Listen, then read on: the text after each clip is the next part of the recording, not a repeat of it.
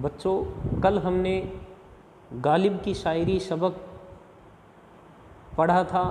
جو باقی رہ گیا تھا، ادھورا تھا،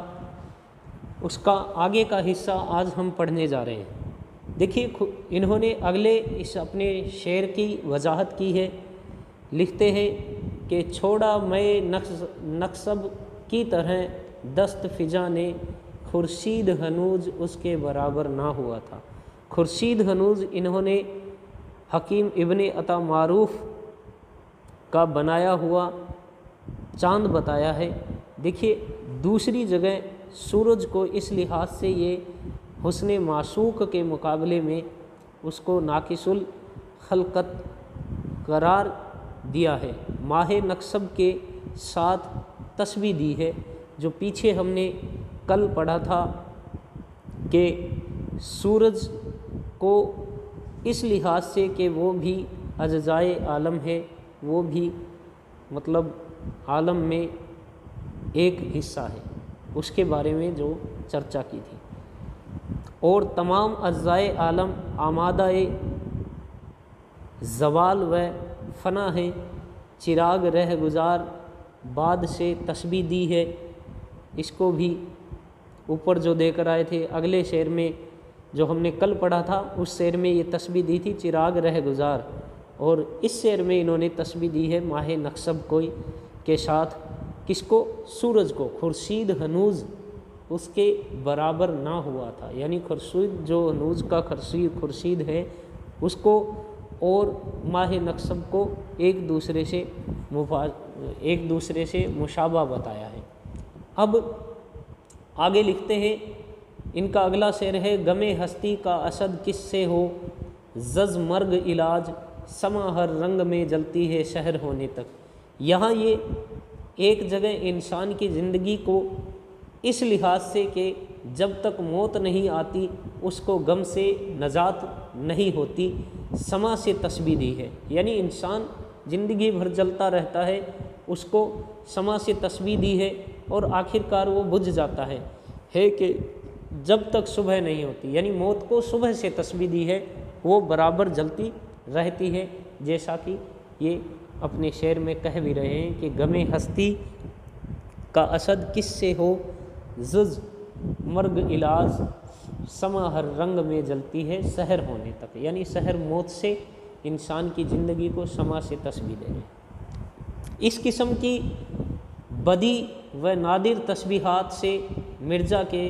دونوں دیوان اردو اور فارسی بھرے ہوئے ہیں۔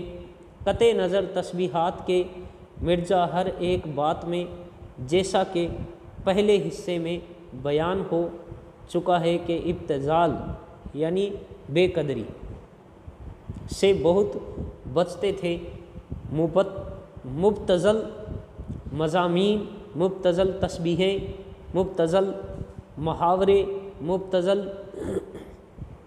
ترکیبیں جس قدر ان کے کلام میں کم ملے گی، ظاہراً کسی ریختہ گو شاعر کے کلام میں نہیں مل سکتی، یعنی اس طرح کی شاعری، اس طرح کے جو رنگ ہے وہ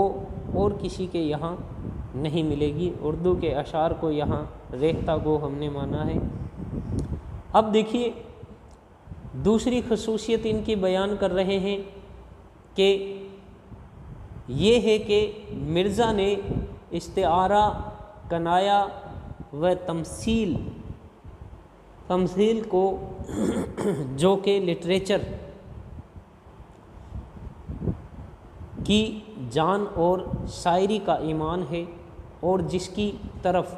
ریختہ گو شعراء نے بہت توجہ کی ہے، ریختہ میں بھی نسبتاً اپنے فارسی کلام سے کم استعمال نہیں کیا، اور شعراء نے استعارے کو صرف محاورات اردو میں بلا صبح استعمال کیا ہے، لیکن استعارے کے قصد سے نہیں بلکہ محاورہ بندی کے شوق میں استعارے بلا قصد ان کے قلم سے ٹپک پڑے ہیں۔ یہاں کچھ مثالیں آگے हाली पेश कर रहे हैं। दम लिया था ना क़ियामत ने हनूज़, यानी उस वक्त तक, हनूज़ फिर से उस वक्त तक, फिर तेरा वक्त सफ़र याद आया। दोस्त को रुखसत करते वक्त जो दर्दनाक कैफियत गुजरी थी और उसके चले जाने के बाद रह रह कर याद आती है, इस चीज़ का बयान उन्होंने किया है। तो इसके बारे में आगे लिखते हैं, आगे बयान करते हैं कि अपने दोस्त के चले जाने के बाद रह रह कर उसकी याद आती है, उसमें जो कभी कभी कुछ वक्फ़ा हो जाता है उसको क़ियामत के दम लेने से ताबीर किया। ऐसे बलीग शेर उर्दू ज़बान में कम देखे गए हैं जो हालत फ़ी उल वक्त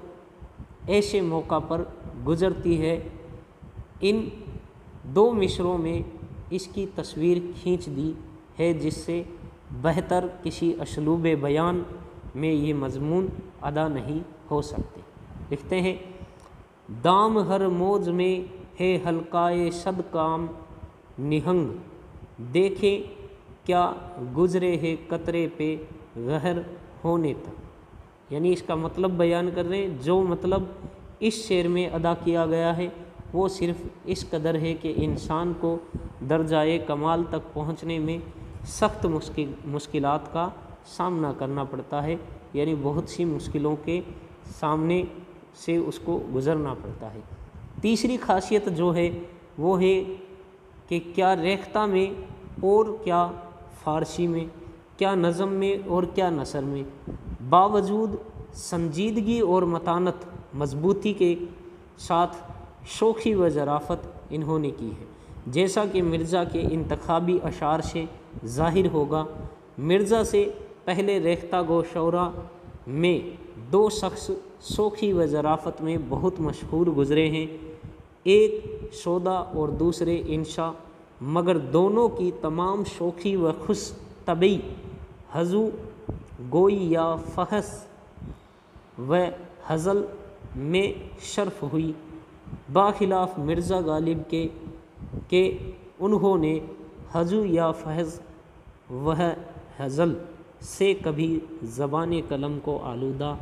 नहीं किया, यानी मजाक करके, गाली गलोच करके या बुराई करके अपनी ज़बान को नापाक नहीं किया। चौथी खासियत मिर्ज़ा की तर्ज अदा में एक ख़ास चीज़ है जो औरों के यहाँ बहुत कम देखी गई है, जिसको मिर्ज़ा और दीगर रेख्ता गोइयों के कलाम में माबाउल इम्तियाज़ कहा जा सकता है। इनके अक्सर अशार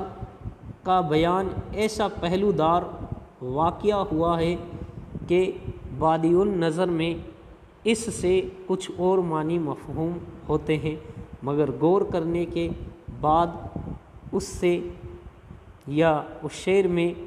एक दूसरे मानी निहायत लतीफ़ पैदा होते हैं, जिनसे वो लोग जो बज़ाहिर मानों पर कनाअत कर लेते हैं, लुत्फ़ यानी थोड़ी सी चीज़ पर खुशी हो जाते हैं। कनाअत करना यानी थोड़ी सी चीज़ पर खुश होना, और हज़ल से मुराद यहाँ ली है बेहुदा मजाक करना। पीछे हम हज़ल पर चर्चा करके आए हैं कि ये अपनी ज़बान को नापाक नहीं करते। अब ये दूसरे मानी हमने माना कि कनाअत कर लेते हैं, लुत्फ़ नहीं उठा सकते। यहाँ ऐसे अशार की चंद मिसालें लिखी जाती हैं, यानी जो शेर गहराई तक या समझने में वक्त लगे जिसको, यानी इनकी शायरी में दो अलग अलग मानी, दो अलग अलग मफ़हूम आपको देखने को मिल जाते हैं। आगे इसकी चर्चा हम कंटिन्यू करते हैं। अगली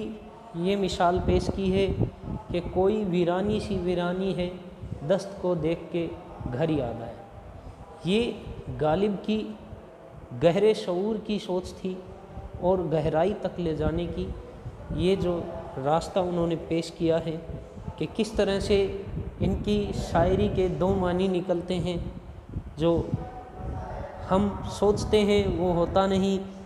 और जो है वो हम सोच नहीं पाते हैं कई बार। اس کو سوچنے کے لیے، اس کو جاننے کے لیے گہرا فکر انسان میں ہونا چاہیے۔ لکھتے ہیں اس شعر سے جو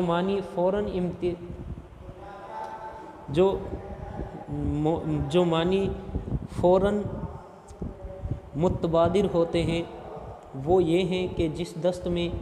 ہم ہیں وہ اس قدر ویران ہے، یعنی جس میدان میں وہ کھڑے ہیں وہ ویران ہے کہ اس کو دیکھ کر گھر یاد آتا ہے، یعنی خوف معلوم ہوتا ہے، مگر ذرا غور کرنے کے بعد اس سے یہ معنی نکلتے ہیں کہ ہم تو اپنے گھر ہی کو سمجھتے تھے کہ ایسی ویرانی کہیں نہ ہوگی، مگر دست بھی اس قدر ویران ہے کہ اس کو دیکھ کر گھر کی ویرانی یاد آتی ہے۔ اس طرح سے گہرا فکر انہوں نے اپنی شاعری میں پیش کیا ہے۔ اس کے بعد پھر ایک اگلا شعر اور پیش کیا ہے، کون ہوتا ہے حریف میں مرد افغن عشق۔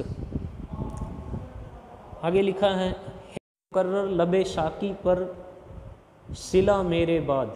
اس شعر کے ظاہری معنی یہ ہیں، دیکھیے اس شعر میں انہوں نے حریف میں لکھا ہے دشمن کو، اور افغن عشق یعنی گرانے والا عشق میں پلا کے پلانے والے کو مرد افغن عشق کہا جاتا ہے۔ دیکھیے اس شعر میں ظاہری معنی یہ ہے کہ جب سے میں مر گیا ہوں میں مرد افغن عشق کا شاکی یعنی معشوق بار بار صلہ دیتا ہے، یعنی لوگوں کو سراب عشق کی طرف بلاتا ہے۔ مطلب یہ کہ میرے بعد سراب عشق کا کوئی خریدار نہیں رہا، اس لیے اس کو بار بار صلہ دینے کی ضرورت ہوئی ہے، مگر زیادہ غور کرنے کے بعد جیسا کہ مرزا خود بیان کرتے تھے اس میں ایک نہایت لطیف معنی پیدا ہوتے ہیں، اور وہ یہ ہے کہ پہلا مصرع یہی شاکی کی صلہ کے الفاظ ہیں اور اس مصرعے کو وہ مقرر پڑھ رہا ہے، ایک دفعہ بلانے کے لہجے میں پڑھتا ہے، کون ہوتا ہے حریف میں مرد افغن عشق، یعنی کوئی ہے جو مرد افغن عشق کا حریف ہو۔ پھر جب اس آواز پر کوئی نہیں آتا تو اسی مصرعے کو مایوسی کے لہجے میں مکرر پڑھتا ہے، کون ہوتا ہے حریف مرد افغن عشق، یعنی کوئی نہیں ہوتا۔ اس میں لہجہ اور طرز ادا کو بہت دخل ہے، کسی کو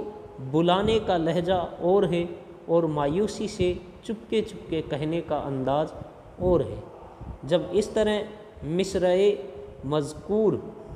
کی تکرار کرو گے فوراً معنی ذہن نشین ہو جائیں گے، یعنی ایک شعر میں دو طرح کی دخل پائی جاتی ہے یا دو طرح کا لہجہ انہوں نے بیان کیا ہے کہ کس طرح سے مرد افغن شاکی ہے وہ بلاتا ہے۔ اب دیکھیے